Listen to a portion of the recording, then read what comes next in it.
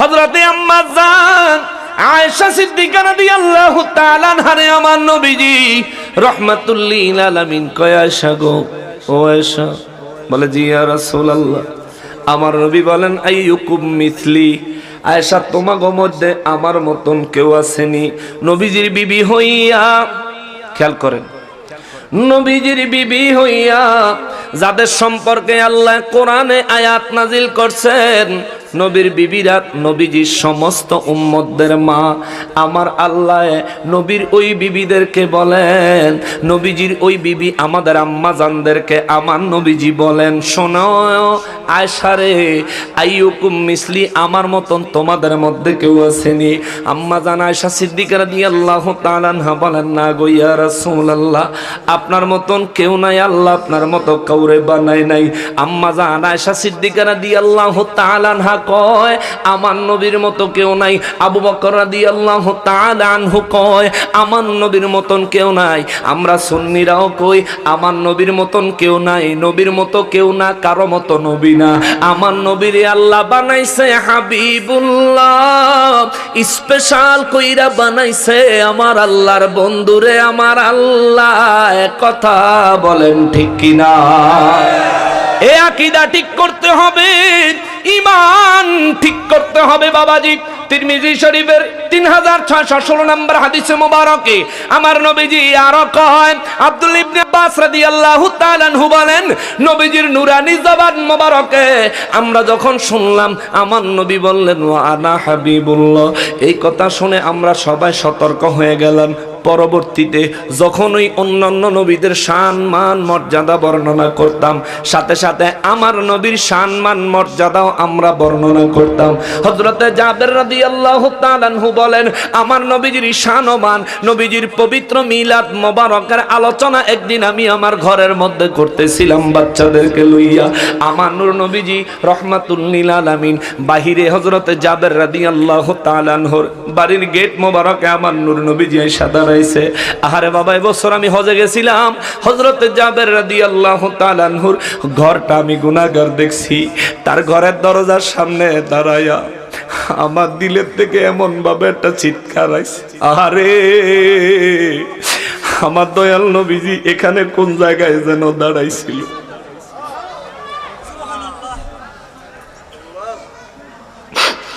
কোন জায়গায় যেন আমার নবীজি দাঁড়ায় দাঁড়ায় হযরতে জাবের রাদিয়াল্লাহু তাআলা আনহুর জবানে আমার নূর নবীজির মিলাদুন নবীর আলোচনা হচ্ছে। ঘরে জাবের রাদিয়াল্লাহু বাচ্চারে বিবিরে লইয়া সন্তানাদি লইয়া আমার নবীজির মিলাদুন নবীর বয়ান করতেছেন। আমার নবীজি ঘরের বাইরে দাঁড়ায় রয়েছে।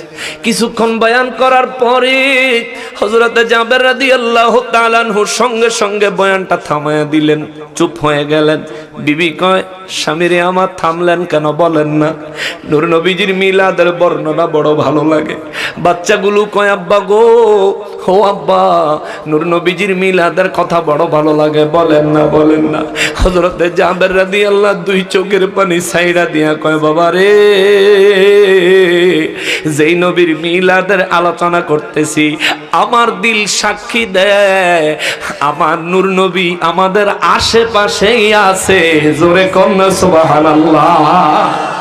জাবের রাদিয়াল্লাহু ঘর থেকে সালাম দিলেন, আসসালাতু ওয়াসসালামু আলাইকা ইয়া রাসূলুল্লাহ।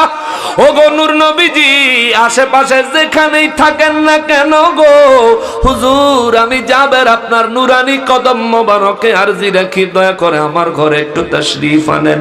আমার নবীজি বাহির থেকে সালামের জবাব দিলেন। জাবের রাদিয়াল্লাহু দরজা খুলে দিলেন।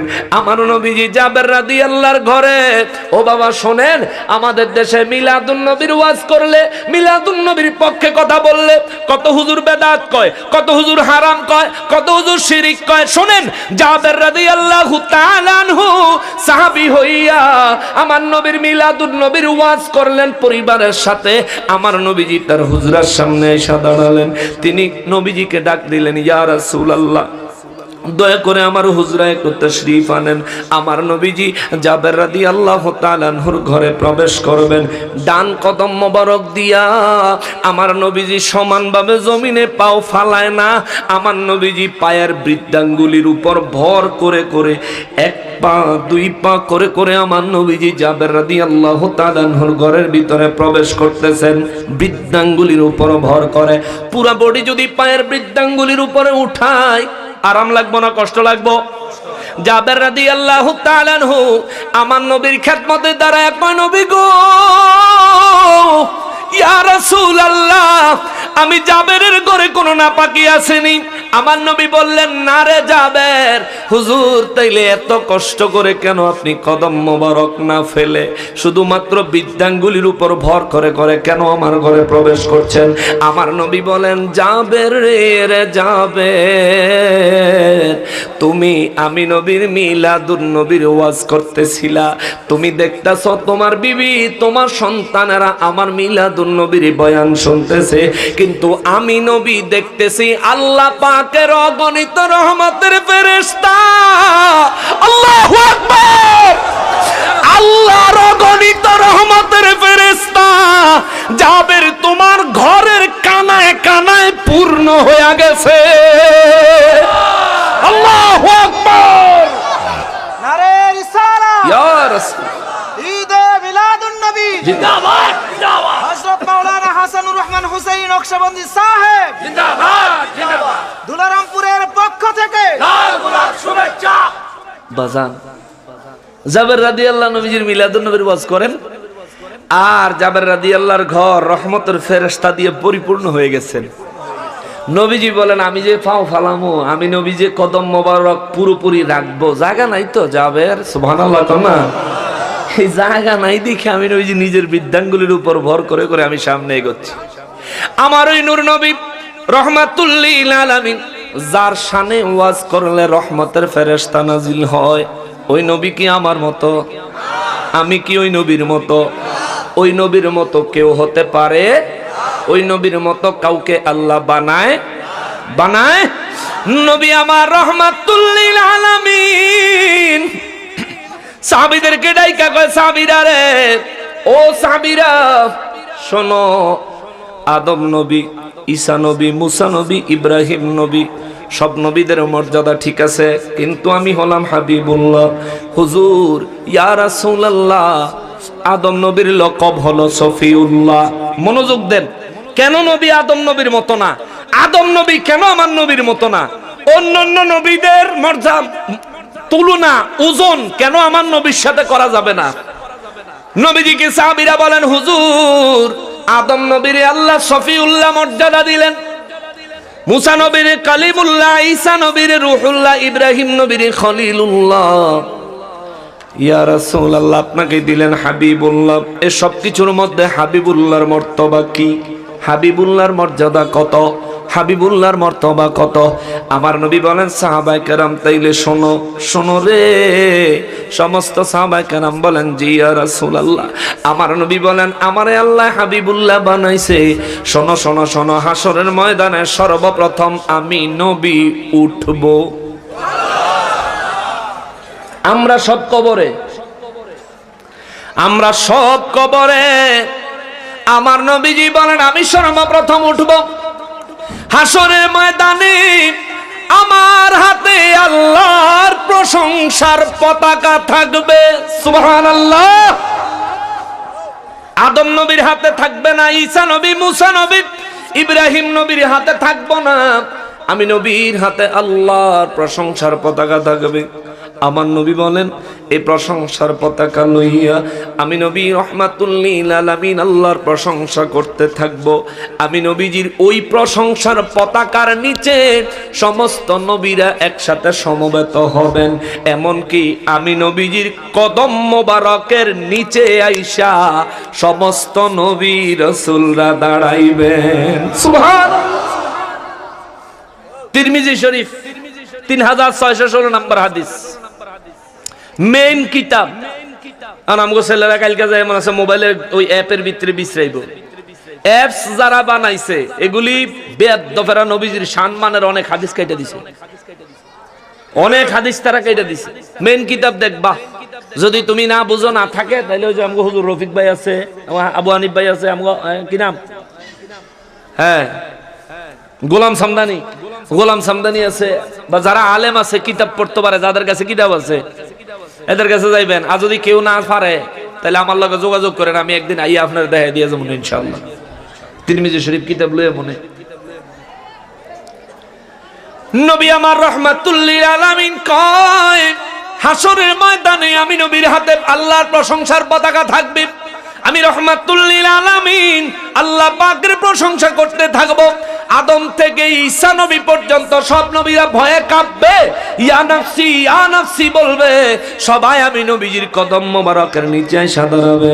শোনো শোনো শোনো, আদম নবী সফিউল্লাহ হতে পারে, মুসা নবী কালিমুল্লাহ, ইব্রাহিম নবী খলিলুল্লাহ, ঈসা নবী রুহুল্লাহ হতে পারে, কিন্তু আমি নবী হাবিবুল্লাহ। তাদের সাথে আমার পার্থক্য দেখো। সেদিন আমি আল্লাহর প্রশংসাকারী হব, সবাই আমার কদমের নিচে আশ্রয় নিবে, আশ্রয় নিবে, আশ্রয় নিবে। এখানে শুধু শেষ নারী, হাসরের ময়দানে আমি নবী সর্বপ্রথম সুপারিশ করব। আল্লাহু আকবার। হাসরের ময়দানে আমি নবী সর্বপ্রথম সুপারিশ করব।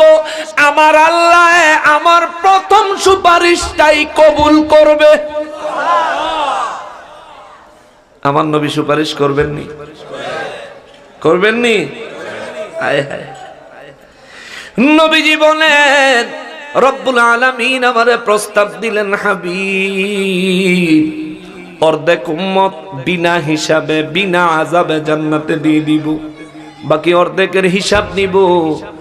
এই প্রস্তাবে আপনি যদি সম্মত থাকেন হুজুর, তাইলে আপনি দয়া করে শাফাতের দায়িত্ব না নিয়া এই প্রস্তাব গ্রহণ করেন। আমার নবী রাহমাতুল লিল আলামিন বলেন, আল্লাহ গো, ও আমার আল্লাহ, আমি আমার অর্ধেক উম্মত বিনা হিসাবে বিনা আযাবে জান্নাতে যাক এইটা চাই না, আমি নবী শাফাতের দায়িত্ব চাই। চিৎকার দিয়া কোন সুবহানাল্লাহ। জিবরাইল আমিন ওহী নিয়ে আসলেন। জিবরাইল আমিন আমার নূর নবীজির কয়, নবী গো, ব্যাপারটা কেমন হইয়া গেল না? আমার নবী কয়, জিবরাইল কেমন রে? বলে, হুজুর অর্ধেক উম্মত আল্লাহ বিনা হিসাবে বিনা আযাবে যদি মাফ করে দিত ভালো ছিল না? আর মাত্র 40 কাতার। হুজুর ওদেরকে তো যারা গুনাহ বেশি হইতো তারা হয়তো কিছুদিন জাহান্নামে জ্বলতো, পরে তো আবার জান্নাতে যাইত। আমার নবী বলেন, জিবরাইল রে, ও জিবরাইল তুমি কি বলতে চাও স্পষ্ট করে বলো। বলে, হুজুর আপনি শাফাতের দায়িত্ব নিলেন, কিন্তু আমি জিবরাইলের মনে হচ্ছে অর্ধেক উম্মত আল্লাহ বিনা হিসাবে বিনা আযাবে মাফ করে দিলে ভালো হইতো। আমার নবী বলেন, তারপরে বলে, হুজুর আপনি শাফাতের দায়িত্ব নিলেন কেন? আমার নবী বলেন, জিবরাইল রে, আমার একটা উম্মত যদি জান্নাতে ঢুকা বাকি থাকে রে, আমি নবী জান্নাতে যাব না। জোরে কোন সুবহানাল্লাহ। নবী কয়, জিবরাইল 40 কাতার জান্নাতে গেলে আমি নবীর চলবো না, আমার 80 কাতারের মধ্যে 80 কাতারই জান্নাতে যাইতে হবে। সুবহানাল্লাহ।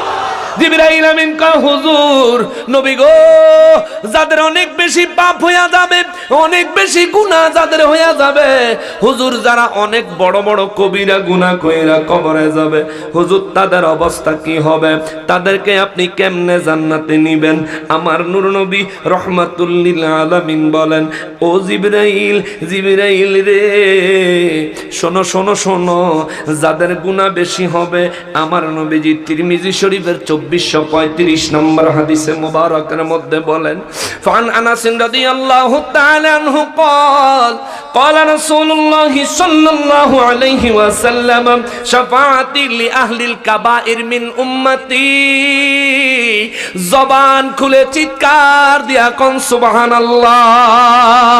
মুসলমান রে, নবী চিনো রে, নবী নবী চিনো, নবীর সম্পর্কে মন্তব্য করার আগে 1 কোটি বার, অন্তত 1 কোটি বার ভাবো না ভাইবা নবীর সঙ্গে, নবীর সম্পর্কে মন্তব্য করিও না, বাজে মন্তব্য করিও না। শোনো, আমার নবী বলেন, জিবরাইল রে, হাসরের ময়দানে আমার যে সমস্ত উম্মতগুলা কবিরা গুনাহ লইয়া দাঁড়াবে, তার অন্তরে যদি আমি নবীর প্রেম, মহব্বত, ঈমানটা যদি মজবুত থাকে, তার কবিরা গুনাহ যত পরিমাণে হোক না কেন, আমি নবী কবিরা গুনাহগার উম্মতের জন্য শাফাত করব। শাফাতি লি আহলিল কাবাইর মিন উম্মতি, আমার উম্মতের মধ্যে যারা বড় বড় কবিরা গুনাহ করছে রে, এ সাহাবীরা শোনো রে, নবীজির 10 বছরের খেদমত করনেওয়ালা খাদেমে রাসূল হযরতে আনাস রাদিয়াল্লাহু তাআলা আনহু হাদিসে মুবারক বয়ান করেন, তিরমিজি শরীফের 2435 নম্বর হাদিসে মুবারক।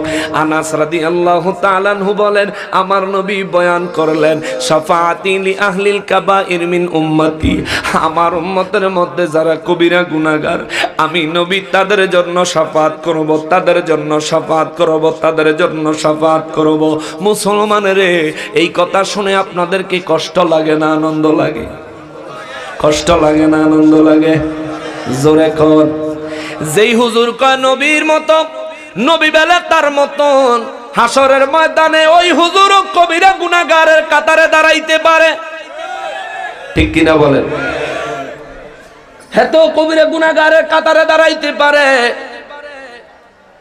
যদিও নবীজিকে তার সঙ্গে তুলনা করার সাথে সাথে ঈমান চলে গেছে, তবু যদি আজকের ওয়াজের পরে তওবা কইরা ঈমান আনে, হাসরের ময়দানে যখন দাঁড়াবেন, কবিরা গুনাহগারের কাতারে যখন দাঁড়াবে, তখন নিজের চোখে দেখবে আমার নবী কবিরা গুনাহগারের জন্য শাফাত করবে, জাহান্নামীরে জান্নাতি বানায়া দিবে। সুবহানাল্লাহ। সেদিন দেখবা আজকে নকশবন্দির দোষ হইছে, নকশবন্দি এই করে সেই করে, এত বদনাম, ইউটিউব খোলেন, ফেসবুক খোলেন, এই বদনাম সেই বদনাম। যদি বদনামগুলি সত্যি হইতো তাহলে নকশবন্দি কবে ভ্যানিশ হয়ে যাইতো, কবে শেষ হইয়া যাইতো।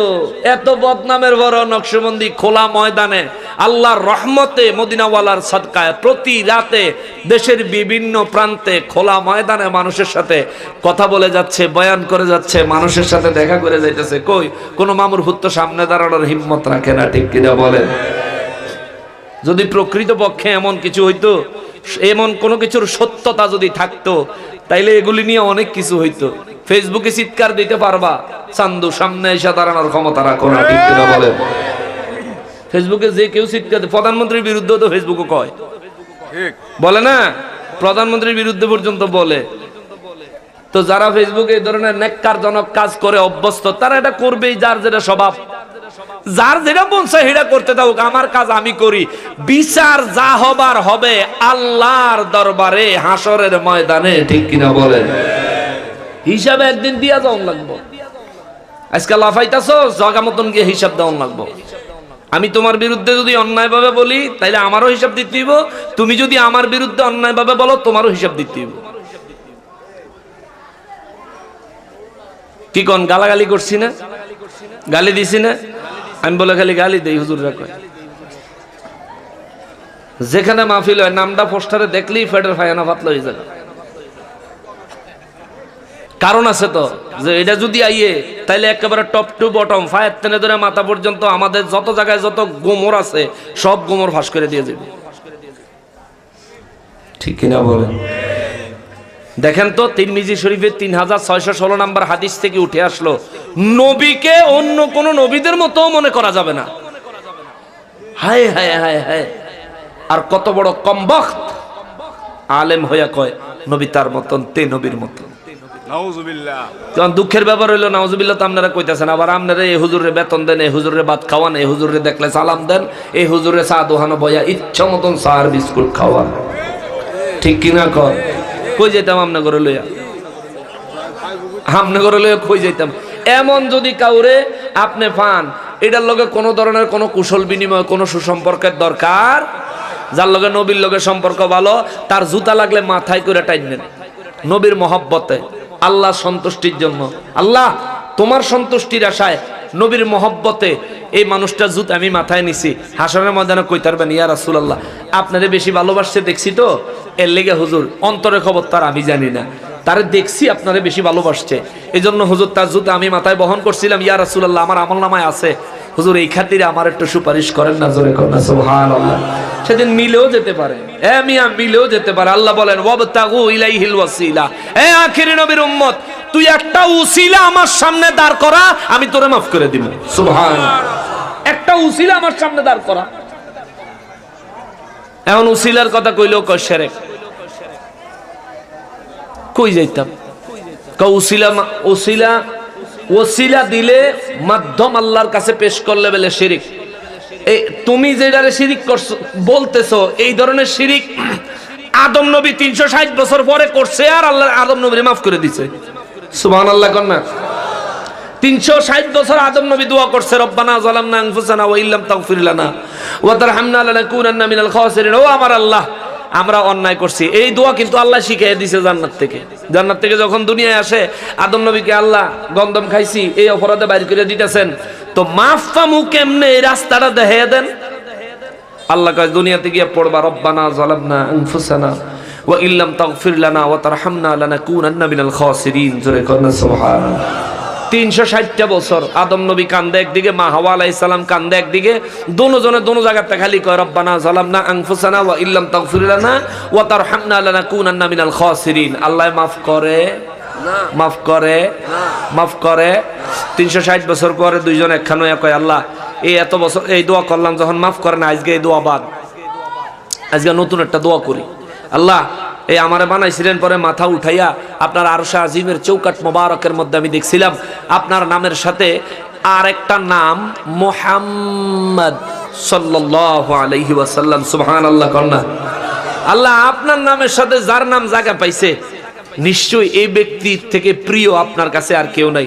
আল্লাহ এই নামের খাতিরে, এই নামের ব্যক্তির খাতিরে আমারে মাফ করে দেন। জিবরাইল আমিন সঙ্গে সঙ্গে ওহিনী আইছে, আয়েশা কয় আদম নবী গো এই কথাটা যদি বেহেশত কইতেন, আল্লাহ কইছে আপনাদের বেহেশতই মাফ করে দিত। জোরে কন্যা সুবহানাল্লাহ। ও তার মানে 360 বছর কান্দাইছে আমার নবীর সিনানার লাগিয়া। 360 বছর পরে যখন আমার নবীর নাম মোবারকের উসিলা দিছে, আল্লাহ আদম নবীরে মা হাওয়া আলাইহিস সালামের মাফ করছে। আমরা ইসকা জান্নাতের আশা করতে পারি, আদম নবী মা হাওয়া আলাইহিস সালাম উসিলা দিছে দেখা। তাইলে বোঝা গেল উসিলা ধরা শিরিক নয়, উসিলা ধরা মুমিনের কাজ, আল্লাহর কাছ থেকে ক্ষমা পাওয়ার লক্ষণ।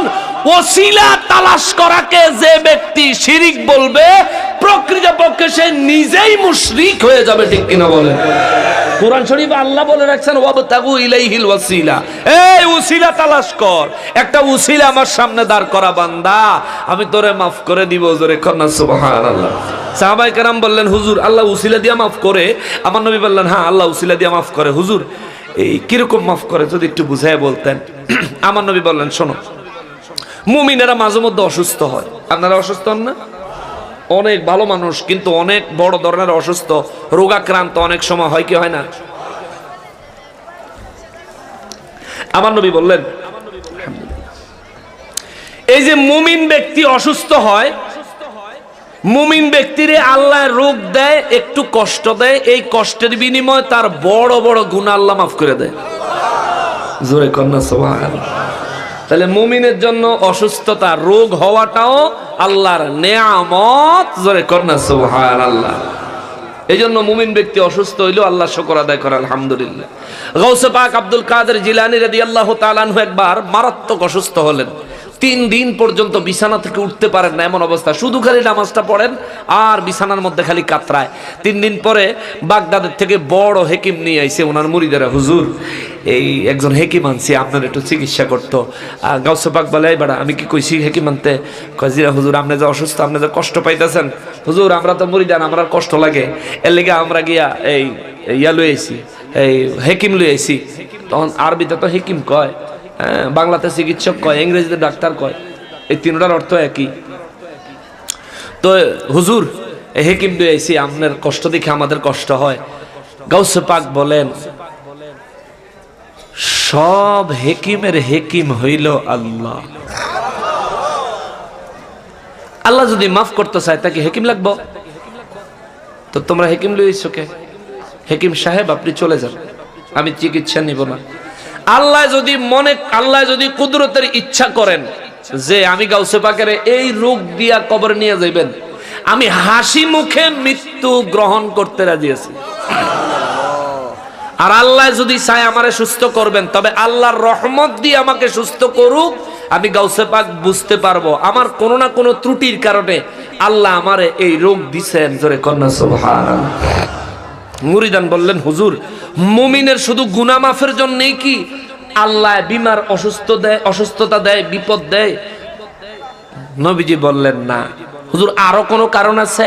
আমার নবী বললেন হ্যাঁ। ইয়া রাসূলুল্লাহ কোন কারণ? আমার নবী বলেন নেক বান্দাকে, মুমিন বান্দাকে যার গুনাহ নাই কিন্তু তারেও আল্লাহ অসুস্থতা দেয়, বিমার দেয়, রোগ দেয়, বিপদ দেয়, এর একটা কারণ হইল যদি গুনাহ থাকে গুনাহ মাফ করে দেয়, আর যদি গুনাহ না থাকে আল্লাহ তার মর্যাদা বৃদ্ধি করে দেয়। সুবহানাল্লাহ। তাহলে রোগ হইল উসিলা, রোগ হইল দিছে কে? কে দিল? কে দেয়? আল্লাহ রোগের উসিলা দিয়া মাফ করে। আল্লাহ কি উসিলা ছাড়া মাফ করতে পারে না? রোগ ছাড়া মাফ করতে পারে না? আল্লাহ যদি মাফ করে, আল্লাহর বিরুদ্ধে আপিল করার কোনো আদালত আছে? আল্লাহর বিরুদ্ধে অভিযোগ করার, মামলা করার কোনো থানা আছে? তাইলে আল্লাহর বিরুদ্ধে কেউ মামলা করি না নাই, কিন্তু আল্লাহ কয় হ্যাঁ আমি চাইলে ইচ্ছা করলে মাফ করে দিতাম পারি, কিন্তু দিব না, উসিলা লাগবো। সুবহানাল্লাহ কন্যা। মুসলমানেরা রে, আমার পেয়ারা নবীর উম্মতেরা রে, মায়ার নবী রহমাতুল লিল আলামিন, আমার নূর নবী রহমাতুল লিল আলামিন যখন শাফাতের ব্যাপারে বলতে লাগলেন, হযরতে আনাস রাদিয়াল্লাহু তাআলা আনহু বলেন নবীজি যখন বললেন শাফাআতি লি আহলিল কাবাইর মিন উম্মতি, হাশরের ময়দানে আমি নবী আমার কবিরা গুনাহগার উম্মতগুলোর জন্য শাফাআত করব। ও মুসলমান, আমরা কবিরা গুনাহ করি, কবিরা গুনাহ, ইচ্ছাকৃত নামাজ তরক করা কবিরা গুনাহ, ইচ্ছাকৃত অযথা মিথ্যা কথা বলা কবিরা গুনাহ, অযথা ফায়সা কথাবার্তা বলা কবিরা গুনাহ, অশ্লীল কাজ করা কবিরা গুনাহ। ও মুসলমান, মাহে রমজানের রোজা, ইচ্ছাকৃত রোজা ভাঙা কবিরা গুনাহ। হজের সামর্থ্য হইছে হজ করতে যান না কবিরা গুনাহ। আপনার যাকাত দেওয়ার সামর্থ্য হইছে সঠিক পরিমাণে যাকাত দেন না কবিরা গুনাহ। মা বোনেরা পর্দা পুশিদা মতন চলেন না কবিরা গুনাহ। আপনি সাজেন, জনমের মতো সাজেন, কোনো আপত্তি নাই, কিন্তু আম্মা গো সাজতে যাইয়া নিজের বুরুর চুলগুলি উড়াইয়া বুরু যে চিকন করলেন, এটারে কয় বুরু ফ্লাপ। ও মা, বুরু ফ্লাপ করা কবিরা গুনাহ, কবিরা গুনাহ, কবিরা গুনাহ। আরো অনেক অনেক কবিরা গুনাহ আছে রে।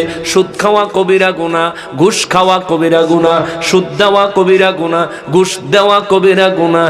ও মুসলমান, মুসলমানেরই অন্যায় ভাবে কাউকে কষ্ট দেওয়া কবিরা গুনাহ, অন্যায় ভাবে কাউকে হুমকি দেওয়া, ধমকি দেওয়া কবিরা গুনাহ। মুসলমান রে, এই কবিরা গুনাহ থেকে বাচ্চা থাকেন, বাচ্চা থাকেন, বাচ্চা থাকেন। নবীজি শাফাআত করব ওই কবিরা গুনাহগারের, যে কবিরা গুনাহগার ইচ্ছা কইরা কবিরা গুনাহ করে নাই, তার যে কোনো কারণে কবিরা গুনাহ হয়ে গেছে, শয়তানের ওয়াসওয়াসায় হয়ে গেছে। কিন্তু আপনি যদি প্রতিনিয়ত কবিরা গুনাহ করতেই থাকেন, করতেই থাকেন, করতেই থাকেন, আমার নবী বলেন কেউ যদি একই কবিরা গুনাহ বারবার বারবার করতে থাকে, এক সময় এই কবিরা গুনাহের কারণে তার ঈমান চলে যায়। জোরে বলেন নাউজুবিল্লাহ। হযরতে আনাস রাদিয়াল্লাহু তাআলা আনহু বলেন আমার নূর নবী রাহমাতুল লিল আলামিনের নুরানি জবান মোবারকে কবিরা গুনাহগারদের জন্য নবীজি শাফাআত করবেন, এই বক্তব্য যখন শুনলাম আমি আনাস তখন চিন্তায় পড়ে গেলাম। আমি আমার নবীজির কাছে একটা আরজি রাখলাম। ফান আনাস রাদিয়াল্লাহু তাআলা আনহু قال سألت النبي صلى الله عليه وسلم أن يشفع لي يوم القيامة আনাস রাদিয়াল্লাহু তাআলা আনহু কয় নবী গো, ও নবী, হাসরের ময়দানে আমি আনাস যদি বিপদে পড়ে যাই হুজুর, আমার জন্য কে শাফাআত করবে? জোরে কন্যা সুবহানাল্লাহ। হুজুর আমার জন্য কে সুপারিশ করবে? আমি আনাসেনে কে বাঁচাইব? আমার নবী সঙ্গে সঙ্গে জবাব দিলেন, আনা ফাইলুন, চিন্তা করিস না, আমি নবী তোরে বাঁচাবো। সুবহানাল্লাহ। আমি নবী তোরে হাসরের ময়দানে বাঁচাবো। আনা ফাইলুন, আমি বাঁচাবো, টেনশন করিস না। আনাস রাদিয়াল্লাহু তাআলা আনহু বলেন, قال قلت يا رسول الله صلى الله عليه وسلم فأين أطلبك? হুজুর, হাসরের ময়দান হবে সারাটা পৃথিবী ধরে বিস্তৃত, 120 কাতার মানুষ হবে, সবাই নাফসি নাফসি করতে থাকবে। সমস্ত মানুষ নিজের মাথার মগজগুলি টকবক করে ফুটে ফুটে কত মানুষের গাল চেহারা বেয়ে বেয়ে পড়তে থাকবে, কত মানুষ নিজের গ্রামের মধ্যে সাঁতার কাটবে, কত মানুষ চিৎকার করবে নফসি নফসি। পুরো হাসরের ময়দানে পুরো চিৎকার উঠে যাবে, শুধু নফসি নফসি শোনা যাবে। এমন কঠিন মুহূর্তে, কঠিন মুসিবতের দিনে কি কে দিছে? আসাদ ভাই ডেকোরেটর মালিক, ডেকোরেটরের মালিক আসাদ ভাই সুনিয়া কে এই বেচারা 1000 টাকা কারা দিছে আমারে? হ্যাঁ জি, হায় হায় হায়, নারায়ে তাকবীর, নারায়ে রিসালাত, নারায়ে রিসালাত। ওরে রহমতের দয়াল নবী এলো রে ধরায়, রহমতের মায়ার নবী এলো রে ধরায়। যার নাম শুনিলে চমকে উঠি, নাম শুনিলে চমকে উঠি, দিল বেকারার হয়ে যায়। গায়েব খবর দেনেওয়ালা এলো রে মক্কায়, বলো গায়েব খবর দেনেওয়ালা। বলতে কষ্ট হয় আপনাদের? আমি কিন্তু ওয়াজ ও গজল গাই না, কিন্তু পাগলায় যে প্রেমের নিশানা দেখাইছে, নবীজির একটা নাতে রাসূল না কইলে আমার দিলটা ঠান্ডা হইতো না। এর লিগে শুরু করলাম, আপনারা ওটা আমার সাথে বলবেন, পারবেন? ওরে গায়েব খবর দেনেওয়ালা এলো রে মক্কায়, বলেন গায়েব খবর দেনেওয়ালা। যার নাম শুনিলে চমকে উঠি, নাম শুনিলে চমকে উঠি, দিল বেকারার হয়ে যায়। গায়েব খবর দেনেওয়ালা এলো রে মক্কায়, বলেন গায়েব খবর। ওরে কাল সাপে দংশন করিল আবু বকরেরই পায়, বিষে অঙ্গ ছেয়ে গেল বিষেরই ক্রিয়ায়। আবু বকর রাদিয়াল্লাহু তাআলা আনহু যখন সাপে কামড় দিছে, সারা শরীর ছাই কালার হয়ে গেছে। ওরে কাল সাপে দংশন করিল আবু বকরেরই পায়, বিষে অঙ্গ ছেয়ে গেল বিষেরই ক্রিয়ায়, বিষে অঙ্গ ছেয়ে গেল বিষেরই ক্রিয়ায়। নবীর থুতু মোবারক লাগা মাত্র, নবীর থুতু মোবারক লাগা মাত্র, বিষে পানি হয়ে যায়। সুবহানাল্লাহ। ওরে গায়েব খবর দেনেওয়ালা এলো রে মক্কায়, বলো গায়েব খবর দেনেওয়ালা।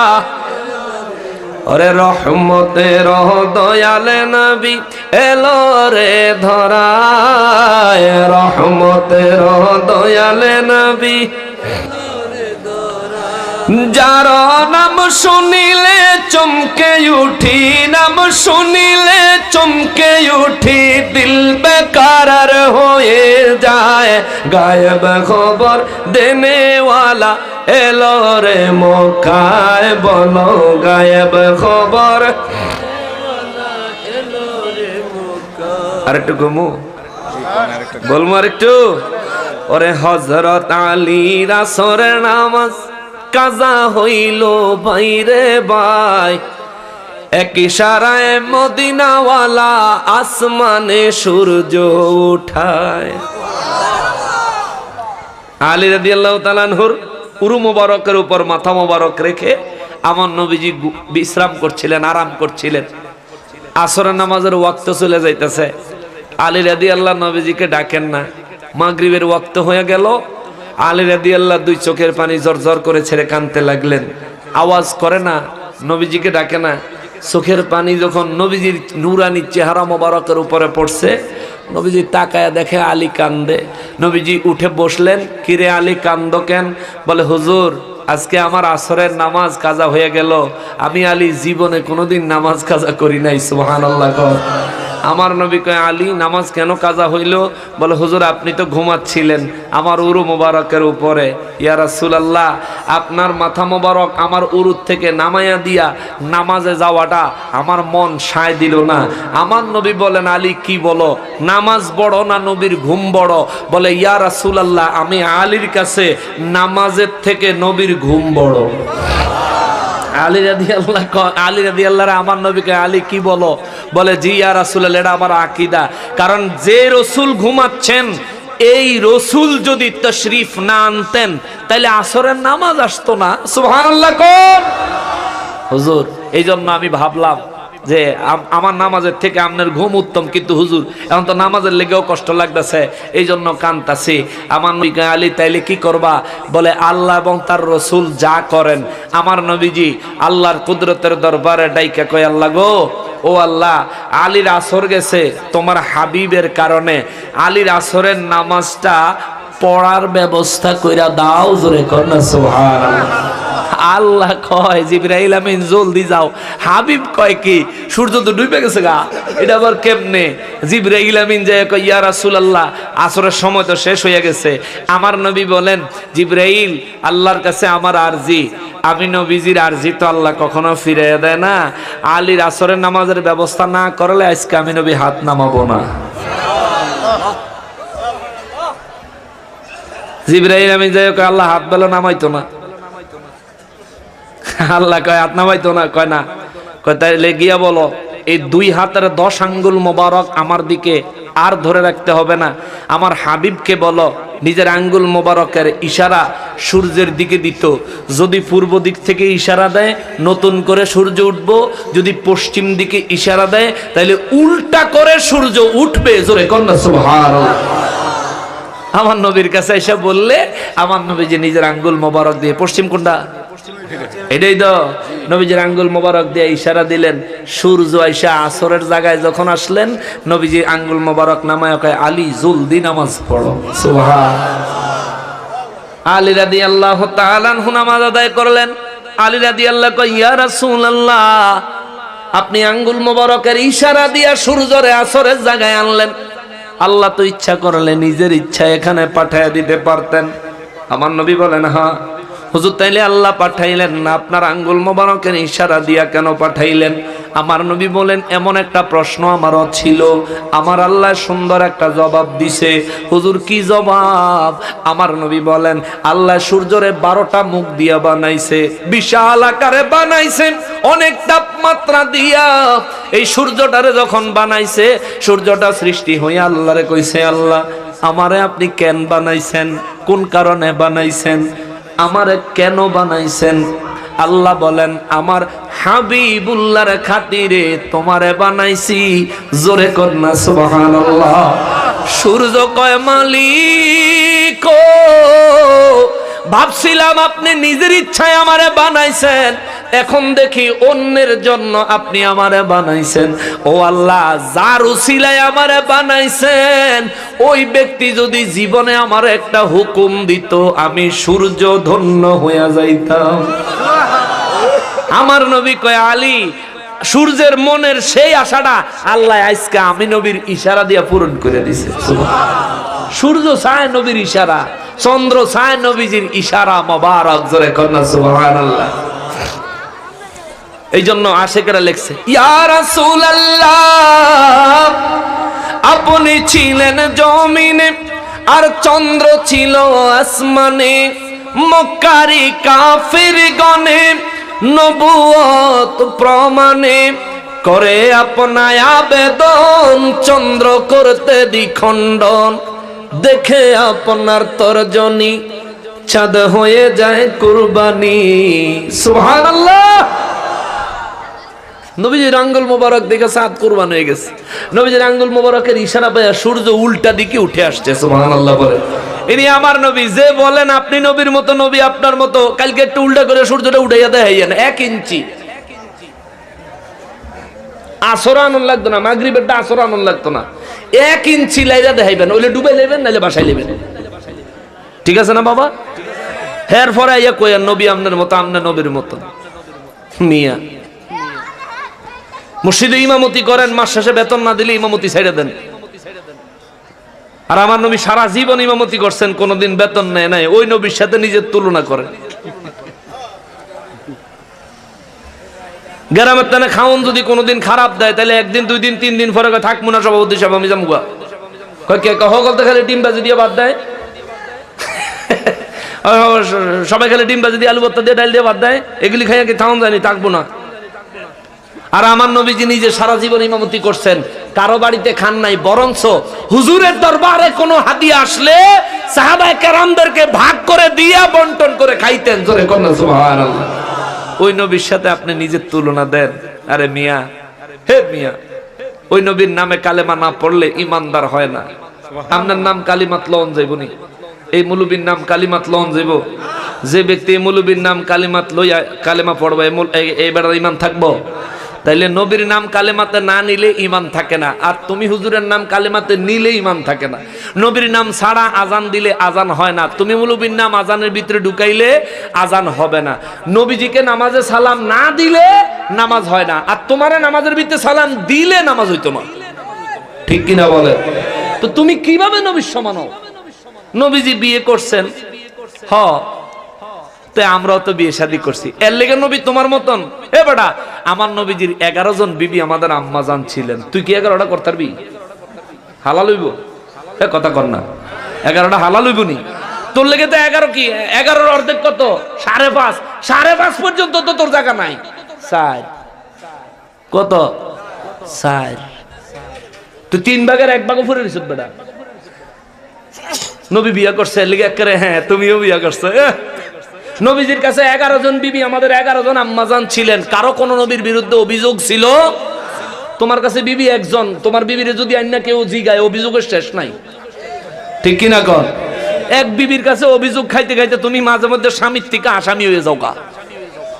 আর তুমি এইসব নবীরে কইতা নবী তোমার মতন, তুমি নবীর মতন। এমন হইও না ভাই, এত নাফরমান হইস না, নবীর সম্পর্কে এত বাজে মন্তব্য করিস না। আর একটা সীমা থাকে তো। হিন্দুরা তাদের সেমিনারে মাঝে মধ্যে আমার নবীর প্রশংসা করে, সুবহানাল্লাহ কর। এখন তো অনলাইন মিডিয়ার যুগে, মিডিয়ার সুবাদে আমরা দেখতে পারি ইন্ডিয়াতে হিন্দুদের ঠাকুরদের বড় যখন সেমিনার হয়, ওই সেমিনারে আমার নূর নবীর কথা, মুহাম্মদ, তারা তো তাদের মতো করে মোহাম্মদ মোহাম্মদ বলে।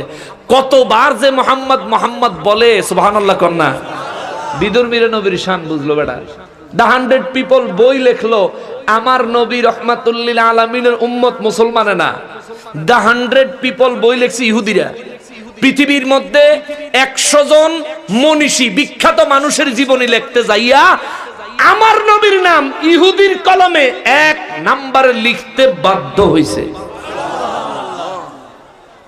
আমার নবীর নাম লেখছে ইহুদি, আমার নবীর নাম লিখতে বাধ্য হইছে। তো সেই নবীর সাথে তুমি চরিত্র মিলাইতে চাও? আমার নবীজি এশার নামাজ পড়ে কোনোদিন খাইতেন, কোনোদিন কিছু খাইতেন না। 2 রাকাত নামাজের নিয়ত করতেন, 2 রাকাত নামাজের এক এক রাকাতে 15 পারা করে, 2 রাকাত নামাজে 30 পারা কোরআন শরীফ তিলাওয়াত করে খতম করে দিতেন। নামাজে নবীজি যখন দাঁড়াইতেন, নবীজি 2 কদম মোবারক ফুলে যাইতো, ফুলে যাইতো, ফুলে যাইতো। আম্মা জান আয়েশা সিদ্দিকা রাদিয়াল্লাহু তাআলা আনহা নবীজির কদম মোবারকে তেল মালিশ করে দিতেন, নিজের চুল মোবারক দিয়ে নবীজির কদম মোবারকে মালিশ করে দিতেন। আর বলতেন, ইয়া রাসূলুল্লাহ, আপনি কেন এত কষ্ট করেন? আপনার তো কোনো গুনাহ নাই, আল্লাহ তো আপনার বর্তমান অতীত ভবিষ্যৎ সব ধরনের পাপ গুনাহ থেকে আপনার আল্লাহ নিজে মুক্ত করছে, আপনার কোনো গুনাহ নাই, কোনো গুনাহ নাই হুজুর, তবুও কেন আপনি এত নামাজ পড়েন? আমার নবীজি আয়েশা রাদিয়াল্লাহর দিকে তাকায়া দুইটা চক্ষু মোবারকের পানি মোবারক সাইরা দিয়া কয়, আয়েশা রে, আমার কতগুলো পাগল উম্মত কিয়ামতের ময়দানে দাঁড়াবে, এদের দুই চার ওয়াক্ত নামাজের ঘাটতি হয়ে যাবে। এরা নামাজ পড়ছে কিন্তু অশুদ্ধ পড়ার কারণে কোনো না কোনো কারণে নামাজ কবুল হয় নাই। আমার এই উম্মতগুলো আল্লাহর কাঠগড়ায় যখন আসামি হয়ে যাবে, আমি নবীর এই নামাজগুলো আমার উম্মতের আমলনামার দিয়ে দিব। জোরে কন্যা সুবহানাল্লাহ। নবীজির নামাজ উম্মতের আমলনামায় দিয়ে দেওয়ার জন্য নবী নামাজ পড়তেন, আর তুমি নামাজ পড়ো নিজের লিগা। মুসলমানেরা রে, আমার পেয়ারা নবীর উম্মতেরা রে, হযরতে আনাস রাদিয়াল্লাহু তাআলা আনহুর হাদিসে মোবারক বলছিলাম। আনাস রাদিয়াল্লাহু তাআলা আনহু তিরমিজি শরীফের হাদিসে মোবারক, মুসনাদে আহমদ শরীফের মধ্যে আছে, মিশকাত শরীফের মেইন কিতাব 493 পৃষ্ঠার মধ্যে পাবেন। হযরতে আনাস রাদিয়াল্লাহু তাআলা আনহু বলেন, ইয়া রাসূলুল্লাহ, হাসরের ময়দানে আমি যদি বিপদে পড়ি আমারে কে শাফাআত করবে? আমার নবী দেখা কয়, আনাস রে, আমি আনা ফাইলুন আনা ফাইলুন আনা ফাইলুন, আমি নবী তোমার শাফাআত করব, আমি নবী তোমার শাফাআত করব। আনাস রাদিয়াল্লাহু তাআলা আনহু বলেন, ক্বালা কুলতু ইয়া রাসূলুল্লাহ ফাইনা আতলুবুকা, নবী গো, এত বড় হাসরের ময়দানে এত মানুষের ভিড়ে ইয়া রাসূলুল্লাহ, আপনারে আমি কোথায় খুঁজবো, কোথায় পাবো যখন আমার দরকার হবে? আনাস রাদিয়াল্লাহর উদ্দেশ্য হইল হাসরের ময়দানে নবী কোন কোন জায়গায় থাকবে আমার নবী এই খবর জানে, এই ইলমে গায়েব নবীর আল্লাহ জানায়া দিছে। আজকা নবীর কাছ থেকে ঠিকানা নিয়ে নিমু, হাসরের ময়দানে যখনই বিপদে পড়মু একটা দৌড় দিমু, নবীজিরে না পাওয়া পর্যন্ত দৌড় থামামু না। জোরে কোন সুবহানাল্লাহ। হাসরের ময়দান কায়েম হইছে নি? হাসরের ময়দান কায়েম হয়ে গেছে। হাসরের ময়দান কায়েম হইলে আপনারা এনো কি আরেন? আপনারা তো অন থাকতেন বেহেশত, জান্নাতের ভিতরে থাকতেন। হাসরের ময়দান কায়েম হইছে। আচ্ছা, আপনারা এখানে যারা আছেন বুঝা থাকলে জবাব দিবেন। হাসরের ময়দানও আপনি কোন জায়গায় খাড়াইবেন, কোন জায়গায় বইবেন, কোন জায়গায় থাকবেন এটা জানেন তো? হ্যাঁ, জানেন না? একজনও জানেন না? চেয়ারম্যান সাহেব তো জানে। চেয়ারম্যান সাহেব বলে আপনাকে আগেই জানে না, মানে আপনারা তো জানেন না। চেয়ারম্যান সাহেব বলে আপনাকে আগেই জানে, আমিও জানি না। আমি যে অত বড় হুজুর, এই যে ওয়াজ করতেছি, আমি যে অত বড় হুজুর আমিও জানি, কিন্তু আমার নবী কোন জায়গায় থাকবো আমার নবী জানে। জোরে কন্যা সুবহানাল্লাহ। আনাস রাদিয়াল্লাহু তাআলা নূর 1450 বছর আগে কয়, ইয়া রাসূলুল্লাহ সাল্লাল্লাহু আলাইহি ওয়াসাল্লাম, নবী গো, ফাইনা আতলুবুকা, আপনারে আমি কোথায় পাবো, কোথায় পাবো, কোথায় পাবো? নবী গো, কোন জায়গায় আপনাকে পাওয়া যাবে? আমার নবী বলেন, ক্বালা উতলুবুনি আউয়ালা মা তাতলুবুনি আলা সিরাত। আনাস রে, আনাস, সর্বপ্রথম পুলসিরাতের কাছে যাইয়া আমারে তালাশ করবি। জোরে বলেন সুবহানাল্লাহ। সর্বপ্রথম পুলসিরাতের কাছে নবীকে তালাশ করতে বললেন। আনাস রাদিয়াল্লাহু তাআলা আনহু বলেন, ইয়া রাসূলুল্লাহ, পুলসিরাতের পারে আপনি কি করবেন? কি করবেন ইয়া রাসূলুল্লাহ, কি করবেন? আমার নবী রাহমাতুল লিল আলামিন বলেন, ওরে পুলসিরাতের পারে যিনি দাঁড়িয়ে থাকবেন, আয় হায় গুনাহগার উম্মতকে পার করিবেন। ওরে পুলসিরাতের পারে যিনি দাঁড়িয়ে থাকবেন, আয় হায় গুনাহগার উম্মতের পার করিবেন। নবী উম্মতেরি পাগল, নবী উম্মতেরি পাগল, নবী মনে রাখিও, মন যদি দিতে হয় নবীকে দিও। আহা, মন যদি দিতে হয় নবী তোমার কষ্ট যাতনা যিনি সইতে পারেন না, তোমার দুঃখ যাতনা যিনি সইতে পারেন না, আহা ওই নবীজির মহব্বতে মিলাদ পড়িও। মন যদি দিতে হয় নবীকেই দিও, আহা মন যদি দিতে হয় নবী। ওরে জাহান্নামের গেইতে যাকে পাওয়া যাইবে, আয় হায় দুরুদ পড়া উম্মতের পার করিবে। সুবহানাল্লাহ। নবী উম্মতেরি পাগল, নবী উম্মতেরি পাগল, নবী মনে রাখিও। মন যদি দিতে হয় হাজরে, মন যদি দিতে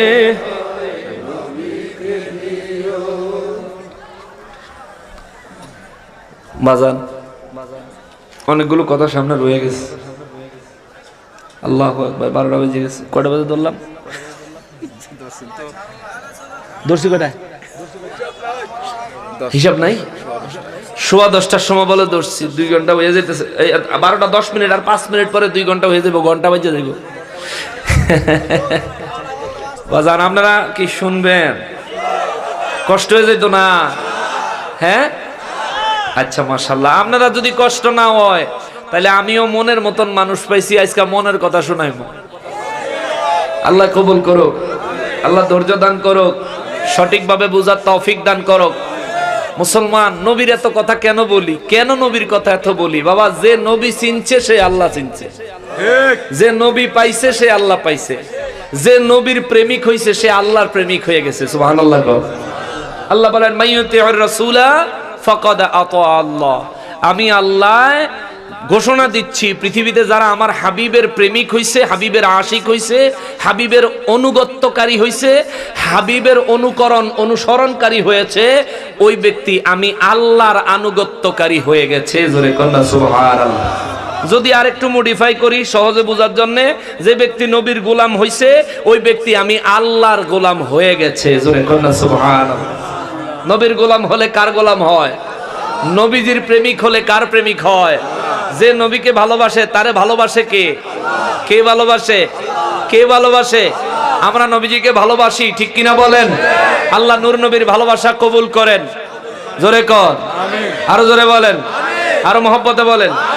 অনেকে আছে নবীজির ভালোবাসতে চায় না, নবীজির ব্যাপারে অনেক ধরনের কথাবার্তা কয়। তাদের ব্যাপারে শুধু একটা কথা কম, নবী আমি তোমায় না চিনিলে তোমার কি আসে যায়, দুশ্মনেরা না চিনিলে তোমার কি আসে যায়, দোনো জাহান তোমারি নূরি কদমে লুটায়। মারহাবা কর।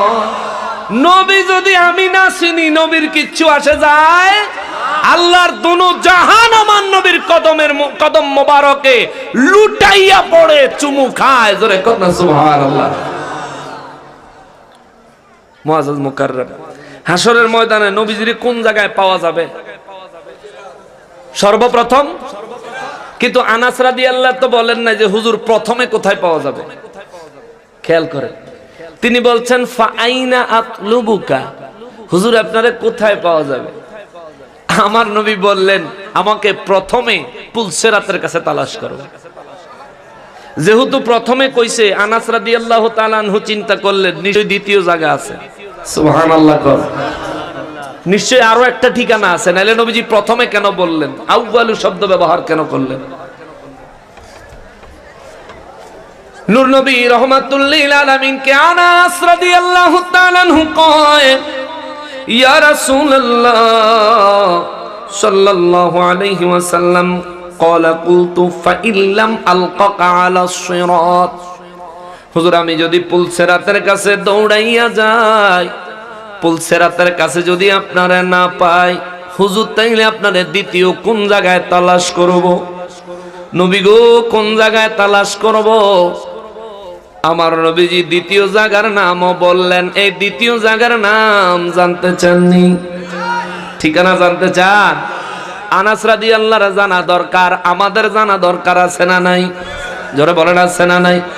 নবী আমার রাহমাতুল লিল আলামিন কয়, আনাস রে আনাস, ও আনাস, ক্বালা ফাতলুবনি ইনদাল হাউজ। তুমি পুলসেরাতের কাছে যাইয়া যদি আমি নবীকে খুঁজা না পাও, দেরি করিও না, দৌড়াইয়া হাউজে কাউসারের কাছে চইলা যাইবি। যায়া দেখবি আমি নবী নিজের হাত মোবারকে আমার পিপাসিত গুনাহগার উম্মত গুলারে হাউজে কাউসারের শরবত পান করাইতেছি। আর জোরে কন্যা সুবহানাল্লাহ। আনাস রাদিয়াল্লাহু তাআলা আনহু চিন্তা করলেন, আমার নবীজি প্রথম বললেন, আবার দ্বিতীয় বললেন। আনাস রাদিয়াল্লাহু বলেন, ইয়া রাসূলুল্লাহ, যদি হাউজে কাউসারের কাছেও আপনারা না পায়, হুজুর তাইলে কোন জায়গায় যাব? আমার নূর নবী রাহমাতুল লিল আলামিন বলেন, ফাতলুবুনি ইনদাল মিজান। ও আনাস, আমার মিজান, যে জায়গায় মানুষের নেক এবং গুনাহ আল্লাহ ওজন করবে, ওই জায়গায় যায়া তালাশ করবি। আমি নবীজিরে যদি পুলসেরাতে না পাও, যদি হাউজে কাউসারের কাছে না পাও, মিজানের কাছে অবশ্যই পাইবা। ও আনাস, এই তিন জায়গার যেই কোনো এক জায়গায় আমারে অবশ্যই পায়া যাইবা। সুবহানাল্লাহ। দেখেন, পুলসেরাতের কাছে আমার নবীজি দাঁড়াবেন কেন? গুনাহগার উম্মত যেন নিরাপদে পুলসেরাত পার হয়। জিবরাইল আমিন কয়, নবী গো, মেরাজের রাতে আপনাদের বোধ কষ্ট হয়ে যেতেছে। মেরাজের রাতে জিবরাইল আমিন কয়, নবী গো, ও গো দয়াল নবীজি, হুজুর আল্লাহর কাছে আপনি যাচ্ছেন, আমার একটা আরজি আছে। নবীজি কয়, জিবরাইল, তোমার আরজি? বলে, জি ইয়া রাসূলুল্লাহ। আমার নবী বলেন, তুমি না ইব্রাহিম নবীরে যায় কইতে আপনার মনের দুঃখ থাকলে কোন, আমি আল্লাহর কাছে যাই আল্লাহর কাছে বলবো? বলে, জি ইয়া রাসূলুল্লাহ। আমার নবী বলেন, তুমি কতটুকু পর্যন্ত যাইতা? কয়, হুজুর এই যে সিদরাতুল মুনতাহা, এই পর্যন্ত আমার সীমানা শেষ। এখানে আইসা আমি আল্লাহর কুদরতের দরবারে আমি এখান থেকে আরজি দিলে এখানেই উত্তর আসতো। আমার নবী রাহমাতুল লিল আলামিন কয়, জিবরাইল, আজকে আমি সিদরাতুল মুনতাহা থেকে আল্লাহর সাথে কথা বলবো না, আমি স্বয়ং আল্লাহর বাড়িতে যাচ্ছি, আল্লাহর দরবারে যাচ্ছি, স্বয়ং আল্লাহর সাথে আমি কথা বলবো। ও জিবরাইল, মনের কথা থাকলে ক, আমি তোর কথা আল্লাহর কাছে পৌঁছাইয়া দিব। জিবরাইল আমিন কয়, নবী গো, আমার একটা আরজি আছে। নবী বলেন, কি আরজি? কয়, হুজুর,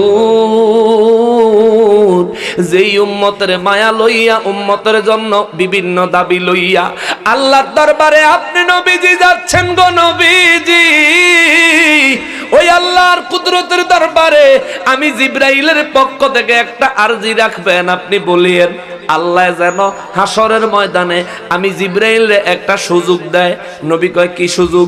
কয়, হুজুর আপনি যে উম্মতের মায়ায় কান্দেন, আপনার উম্মতের মধ্যে যারা বেশি বেশি পরিমাণে দুরূদ শরীফ পড়েন ওয়ালা গো নবীজি, আপনার দুরূদ পড়া উম্মত গুলার জন্য হাসরের ময়দানে, মিজানে নয়, হাসরের ময়দানে পুলসিরাতের উপরে, যে পুলসিরাতটা চুলের থেকেও চিকন, হীরার থেকেও দাঁড়ালো, 30,000 বছরের সমান লম্বা রাস্তা, ওই পুলসিরাতের পোলের উপরে আমি জিবরাইলের 600 নূরের পাখা বিছাইয়া দিব।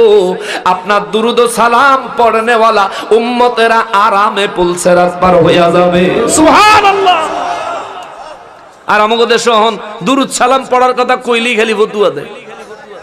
হ্যাঁ, খালি ফতুয়া দেয়, অথচ জিবরাইল আলাইহিস সালাম নিজের নূরের পাখা বিছাইয়া দিব পুলসিরাতের উপরে, দুরূদ শরীফ পড়নে ওয়ালা, নবীজিকে সালাম দেনে ওয়ালার জন্য। জোরে কন্যা সুবহানাল্লাহ।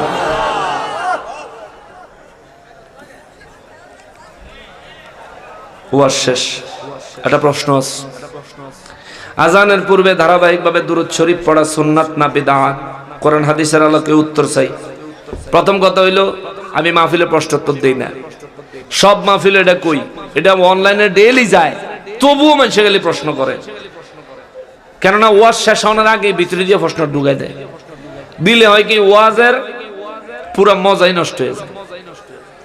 আজানের পূর্বে সালাত ও সালাম পেশ করা মুস্তাহাব মুস্তাহসান। এটা পড়লে সওয়াব আছে, না পড়লে গুনাহ নাই। যেহেতু পড়লে সওয়াব আছে, তাহলে আমাদের কি পড়া দরকার না ছাড়া দরকার? কারণ আমাদের হায়াত কি বেশি না কম? অন্যান্য নবীদের উম্মতদের তুলনায় আমাদের হায়াত। তাহলে আমরা যত বেশি ইবাদত করব তত খুশি হবে কে? জোরে বলেন কে? দুরূদ শরীফ পড়া সুন্নাত, দুরূদ শরীফ পড়া ইবাদত, দুরূদ শরীফ পড়া বিদআত নয়। আজানের আগে দুরূদ শরীফ পড়া হারাম, বিদআত বা শিরক বা যে কোনো ফতোয়াই দেয় দুরূদ শরীফের বিরুদ্ধে। কেউ যদি আজানের পূর্বে দুরূদ শরীফ পড়লে গুনাহ হবে এমন একটা মজবুত দলিল পেশ করতে পারে, আমি তাকে 10 লক্ষ টাকা পুরস্কার দিব। আজানের আগে দুরূদ শরীফ পড়বেন। আরে আজানে নবীর নাম না নিলে আজান হয় না। নবীজির প্রতি দুরূদ শরীফ পড়লে এটা তো ভালো কাজ। ওই এই যে ব্রাহ্মণবাড়িয়ায় তো গত বছর আজানের আগে দুরূদ শরীফ লয়ে 5 জনের মাথা ফাটাইছে না বাবা? আচ্ছা, এবার একটু বিচার করেন, আমরা একটু নিজেদের আকলে বিচার করি। যে ব্যক্তি দুরূদ শরীফ পড়লো, নবীর মহব্বতে না দুশ্মনীতে? কথা বলেন। আর এই দুরূদ শরীফ পড়নেওয়ালার মাথায় যে বাড়ি দিল, এটা কি মহব্বতে না দুশ্মনীতে? তাহলে যে দুরূদ শরীফ আজানের আগে পড়লো, এই ব্যক্তি নবীর মহব্বতকারী। যে ব্যক্তি তার মাথা ফাটাইলো, এটা হলো নবীর দুশ্মন। ঠিক কিনা বলেন? পড়লে সওয়াব আছে, না পড়লে গুনাহ নাই। আবারও বলি, মুস্তাহাব মুস্তাহসান সওয়াব। যেহেতু আমাদের হায়াত কম, ইবাদত বন্দিগি বেশি করে করতে হবে। নফল ইবাদত গুলি বেশি করবেন, তাইলে আল্লাহর ওলি হইতে পারবেন। মিশকাতুল মাসাবিহ কিতাবের মধ্যে নবীজি আল্লাহর হাদিসে কুদসি মুবারক বয়ান করেছেন, ফরজ ইবাদত দিয়ে ওলি আল্লাহ হইতে পারে না। ফরজ ইবাদত, ওয়াজিব, সুন্নাত মুআক্কাদা ইবাদত ঠিক রাখার পর যখন বেশি পরিমাণে নফল ইবাদত করে, তখনই বান্দা আল্লাহর ভালোবাসার পাত্র হয়ে যায়। জোরে কন্যা সুবহানাল্লাহ। আল্লাহ কয়, এই বান্দা আমার কাছে যখন যা চায় আমি তা দিয়া দেই, যখন আশ্রয় চায় আশ্রয় দেই। জোরে কন্যা সুবহানাল্লাহ। এই বিষয়ে আমি লম্বা আলোচনা করলাম না।